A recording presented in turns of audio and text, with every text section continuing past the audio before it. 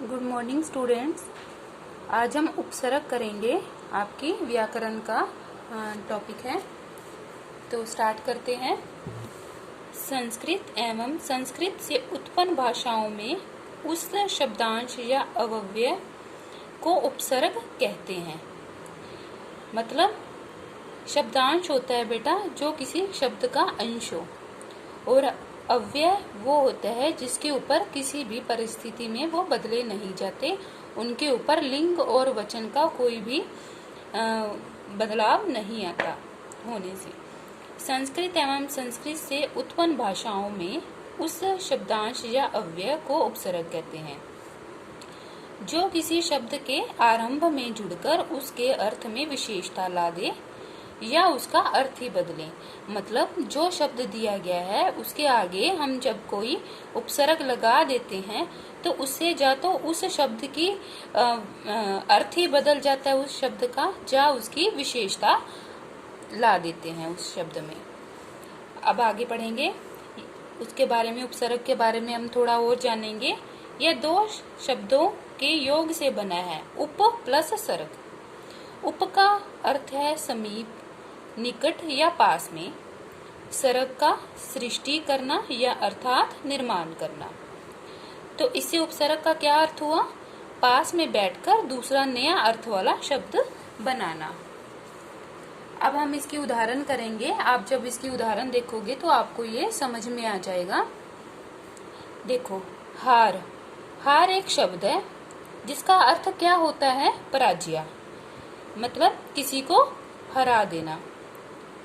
अगर हम हार के आगे आ, बड़ा आ उपसर्ग लगा देते हैं तो उसका अर्थ बदल जाएगा। क्या बन गया? आहार।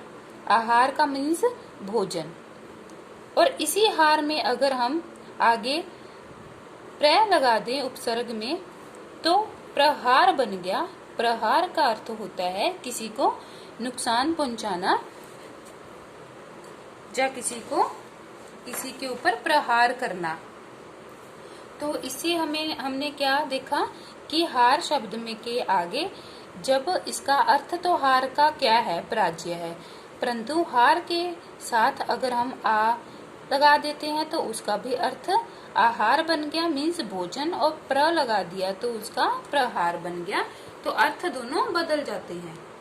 आगे देखो, इसके उपसर्ग की 3 विशेषताएं हैं। अब हम इन तीनों विशेषताओं के बारे में पढ़ेंगे। पहली है शब्द के अर्थ में नई विशेषता लाना।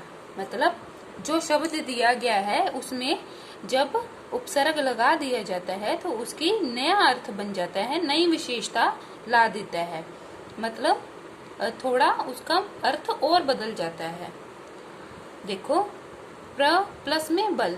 अब बल तो था, देखो ये जो बल है ये था आपका अर्थ, शब्द था, सॉरी। अब इसमें हमने उपसर्ग लगा दिया प्र, तो क्या बन गया? प्रबल। बल का अर्थ होता है शक्ति, और जब हमने उसमें प्र लगा दिया, प्रबल बना दिया, तो इसका मतलब क्या हो गया? अधिक शक्तिशाली। इसका था अर्थ शक्ति, मतलब उसकी और एक नई विशेषता निकल कर आई। आगे देखो, शासन। शासन के आगे हमने अनु उपसर्ग को लगा दिया तो क्या बन गया? अनुशासन। शासन का अर्थ होता है जब हम किसी शासन करना, किसी के ऊपर, जैसे प्रजा पर शासन किया जाता है। शासन अच्छा भी हो सकता है और बुरा भी हो सकता है। और जब अनु उसमें उपसर्ग लगा दिया तो उसका मतलब क्या हो गया? अनुशासन। अनुशासन का मतलब होता है डिसिप्लिन।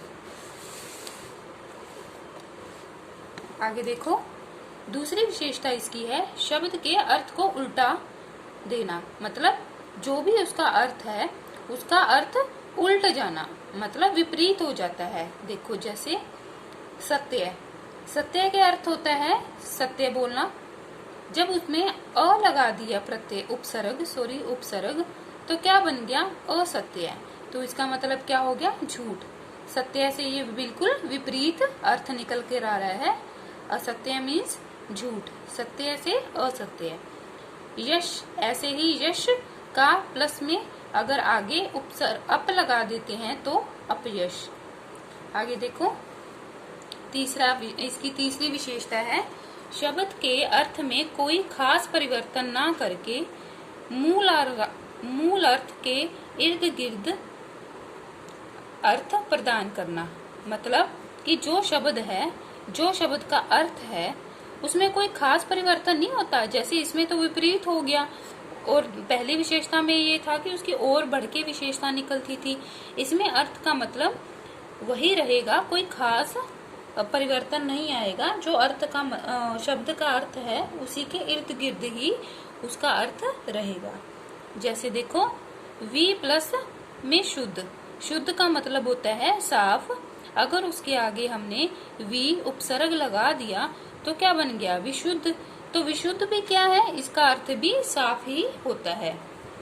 जैसे भ्रमण के आगे परि लगा देने से भ्रमण मीन्स घूमना, परि लगा दिया तो क्या बन गया? परिभ्रमण। परिभ्रमण का अर्थ भी घूमना ही होता है। तो इसके जो अर्थ है, मूल अर्थ उसी के इर्द गिर्द ही है, कोई खास परिवर्तन नहीं हुआ। जो अर्थ निकल के आ रहा था शब्द का, वही अर्थ है।